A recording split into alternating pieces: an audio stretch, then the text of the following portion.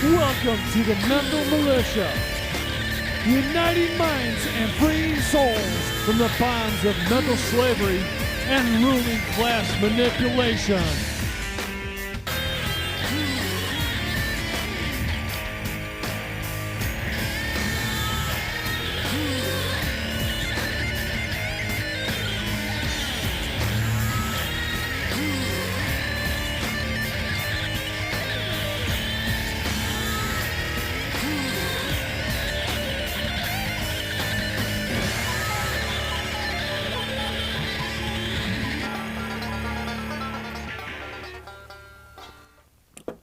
Good morning, folks. It's Gary Mack. It's the 20th of February,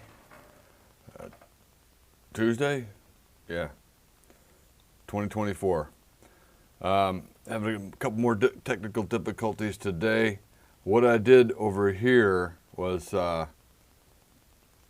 my scanner isn't working, so I put a tighter view on the book so that it'll be clearer.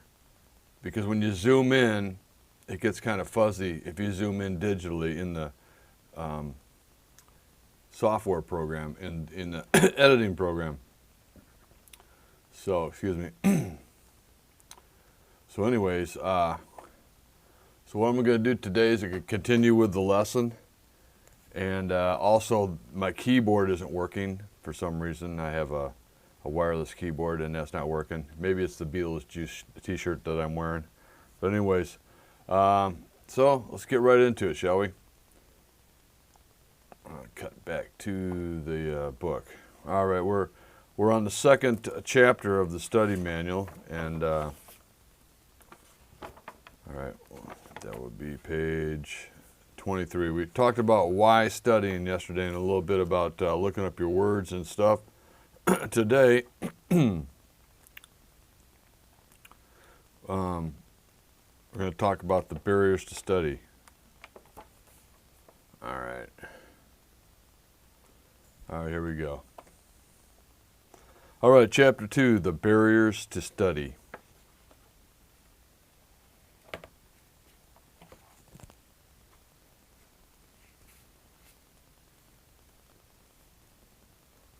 I guess I'll just try to keep the book in the middle and read it. Because when I zoom in digitally, it's not going to matter either way. All right. Excuse me again. Barriers to study.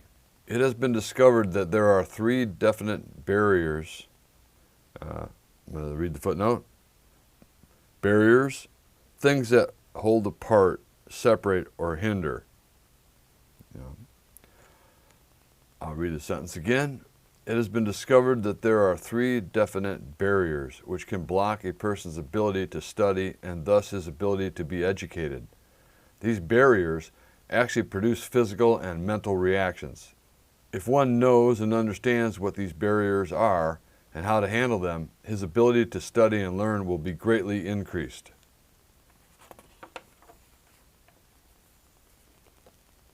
Hold on, let me get a little clip to hold these. Yeah, I'll be right back.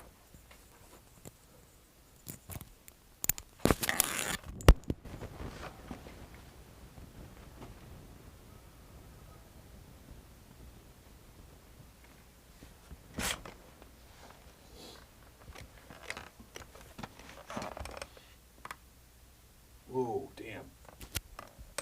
Whoa, good thing I didn't. I almost ran over the lav mic. It's not good. This is an expensive one. That would have been a couple $100 mistake. All right. The first barrier, the absence of mass.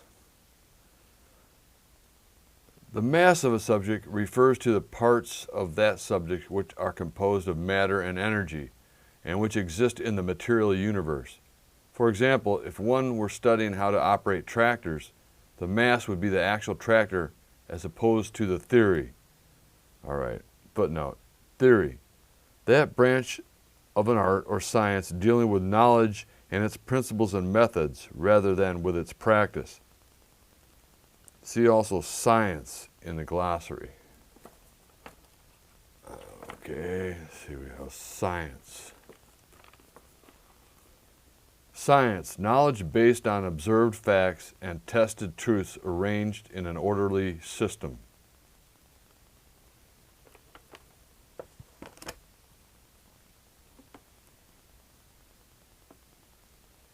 All right, so let's read that sentence where the word was again.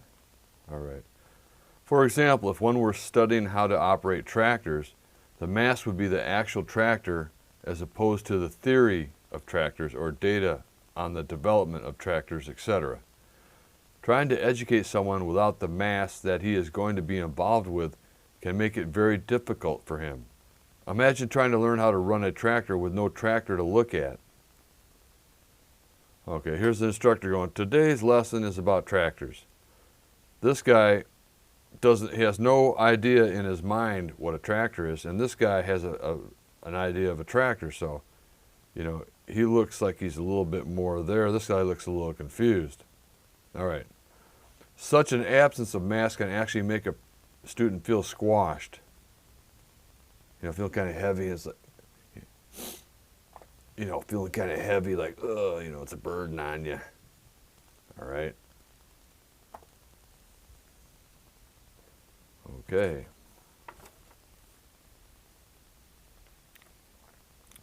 It can make him feel bent. Look, the guy's all hunched over. He's like, he's like this. He's like, oh man. Sort of spinny. He's like, ooh, oh man, what's up? And spinny says dizzy, as if one were spinning. That's what that means, okay? Sort of dead. Look at the guy, looks like he's about to fall asleep. Bored. We know what that is. Look, he's yawning. Exasperated. That means angry, very irritated, or annoyed.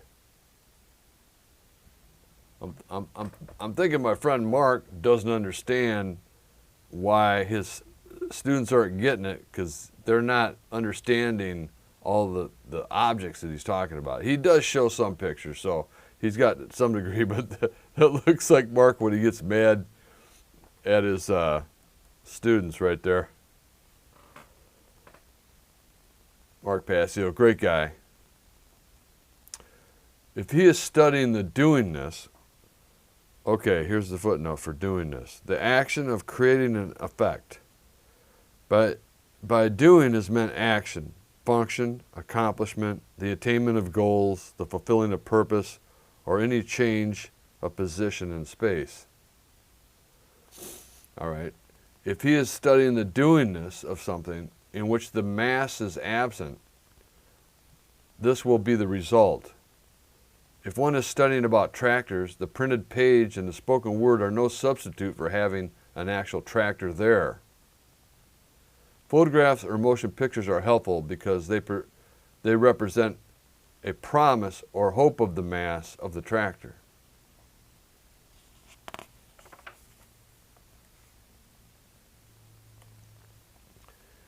It is important to understand that educating a person in a mass that he does not have and which is not available can produce non-optimum physical reactions.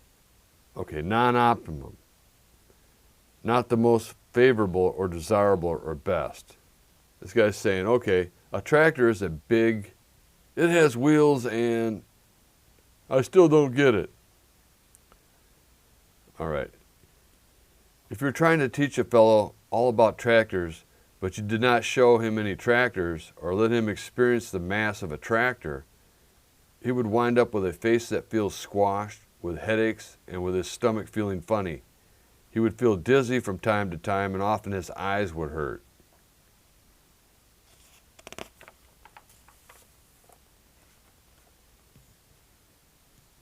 Let's see that now his indicators are good because he has the mass. He has the physical object, so he can associate it with the data.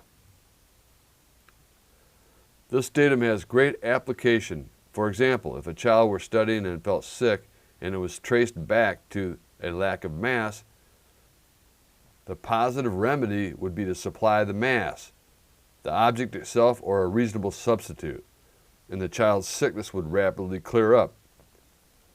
This barrier to study, the studying of something without its mass ever being around, produces very distinctly recognizable reactions.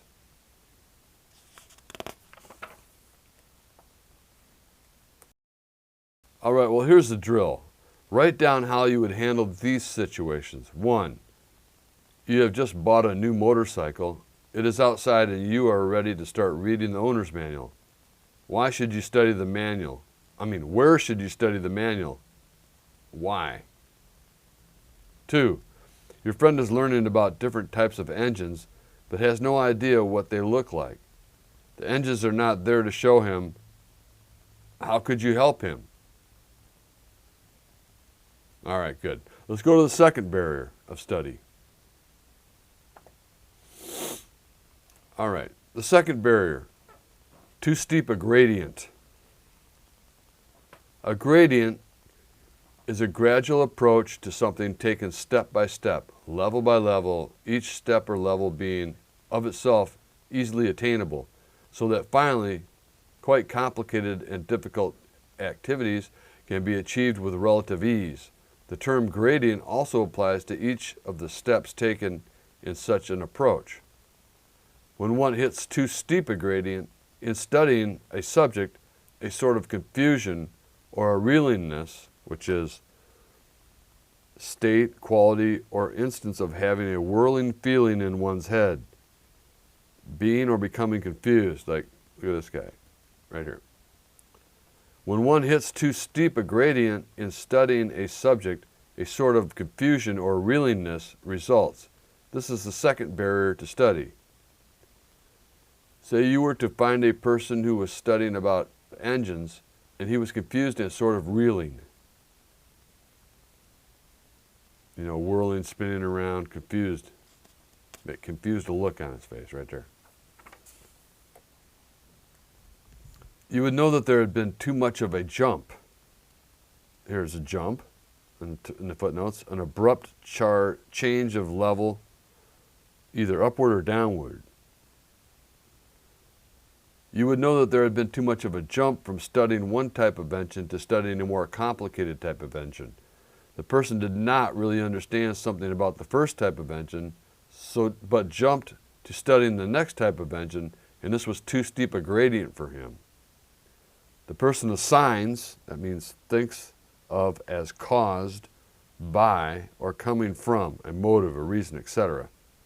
The person assigns all his difficulties to the new type of engine. But the difficulty really lies at the tail end of his study of the first engine, the engine that he felt he understood. There's a lawnmower engine, very much simpler engine than a car engine.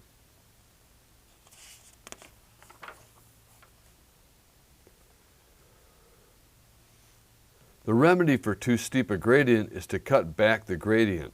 Find out when the person was not confused about what he was studying, and then find out what new action he undertook. Here's a undertook in the footnote.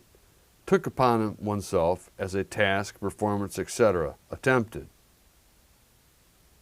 Find out what the person was not confused about when he was studying, and then find out what new action he undertook to do. Find out what he felt he understood well, just before he got all confused. See, so the other engine, there's something he didn't understand completely well about this engine. All right. And then he asked the guy, what did you understand well just before you got all confused? You will find that there is something in this area, the area where he felt he understood it, which he did not really understand. All right? There's a little blank on something there about that engine. When this is cleared up, the student will be able to progress again. Okay, see, now he's doing well with the small engine. He understands that. Now he understands the same thing that he didn't quite understand about that engine was the big engine. He didn't understand that simple thing, probably. All right, good indicators.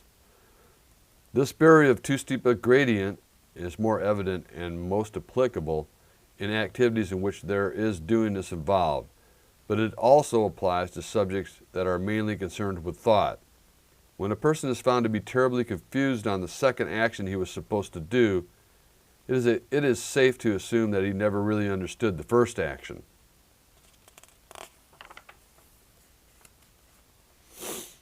All right, here's the drill.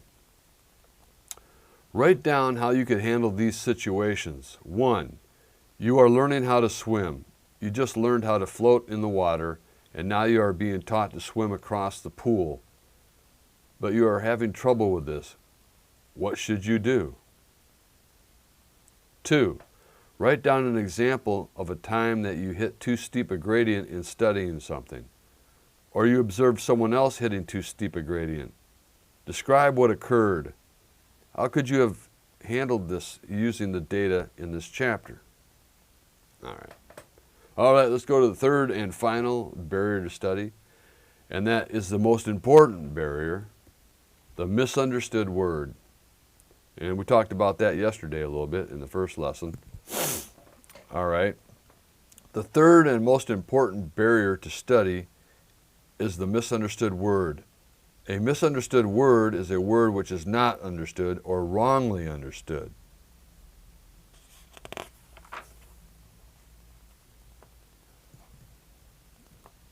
An entirely different set of physical reactions can occur when one reads past words he does not understand.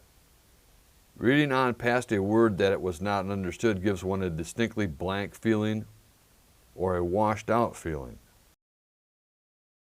a not there feeling.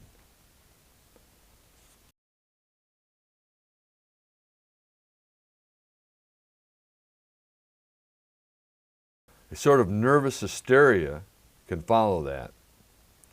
Hysteria is any outbreak of wild, uncontrolled excitement or feeling, such as fits of laughing and crying, or,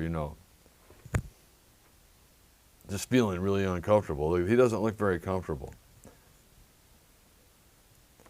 The confusion or inability to grasp, which is get hold of mentally, understand, or learn, comes after a word that the person did not have defined and understood. So he's reading techniques in art. Look, he's going art. He goes, art? Durr. Like my friend talks about natural law, Mark Passio. And he talks about natural law. People go, natural law? What's that? And then he tries to explain it to him, and they don't get any mass, and it's too steep of a gradient because they don't understand what he said before that, so they're all argumentative and trying to assert their knowingness that they have none of, and this is very typical. So look at his face. He's going, yeah, whatever.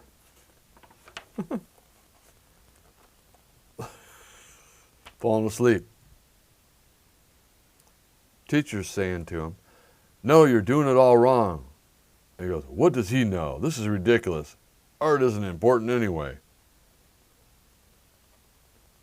It's like people go, natural law isn't important. Why do I need to know this? Why do I need to know about ethics? Why do I need to know about morals? Stuff like that.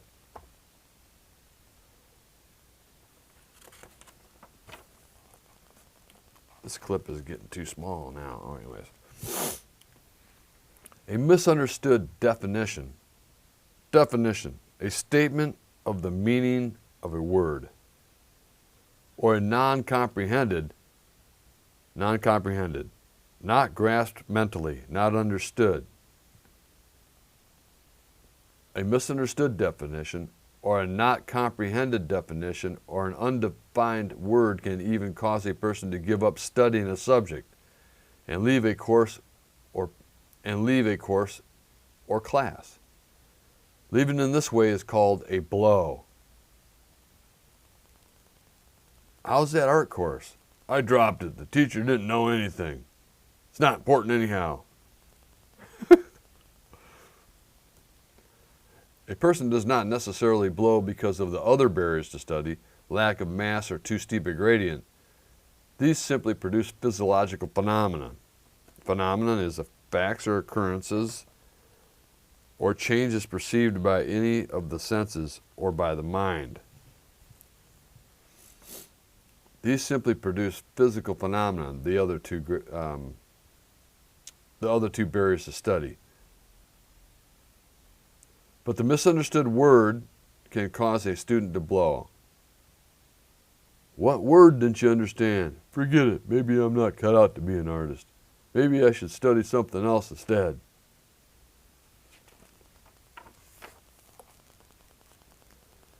What does the word art mean? Big blank. Looks it up in the dictionary. Art, he goes, oh, now I get it. He goes, well, I'm going back to that art class.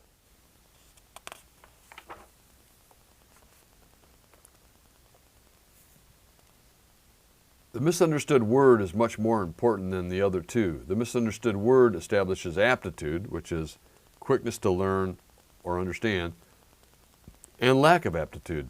And this is what psychologists have been trying to test for years without recognizing what it was.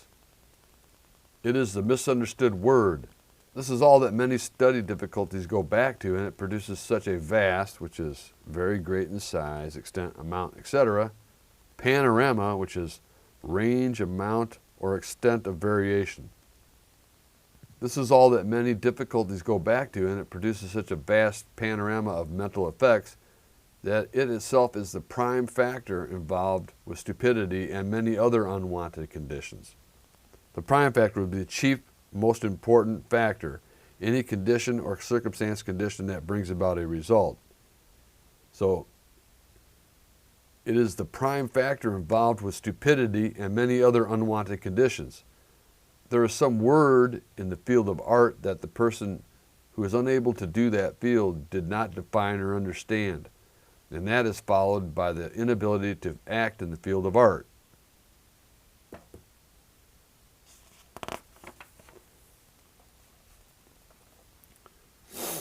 If a person didn't have misunderstoods, his talent might or might not be present, but his doingness would be present.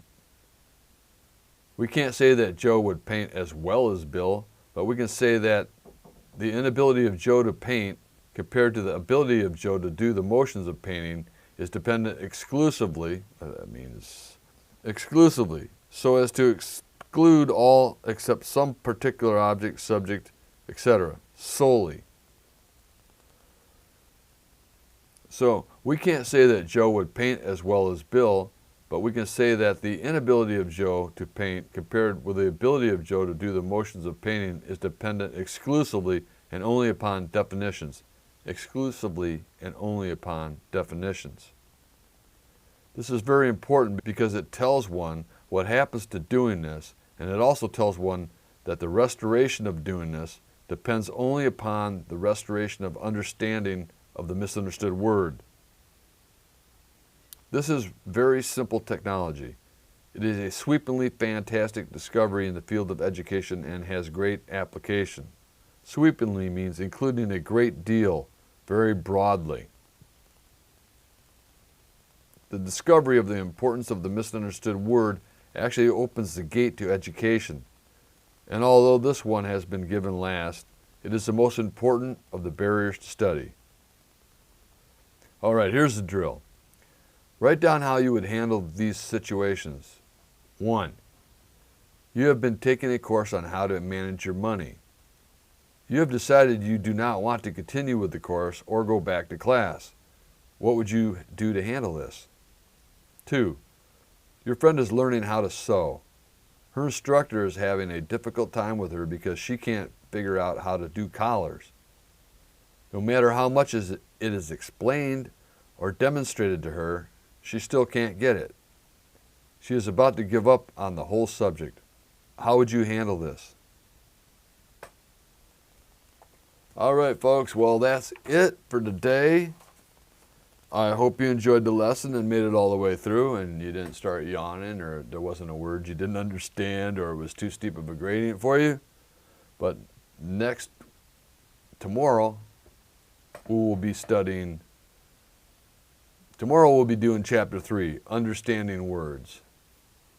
All right, folks. Have a good day and we'll see you tomorrow. Welcome to the Mental Militia, uniting minds and freeing souls from the bonds of mental slavery and ruling class manipulation.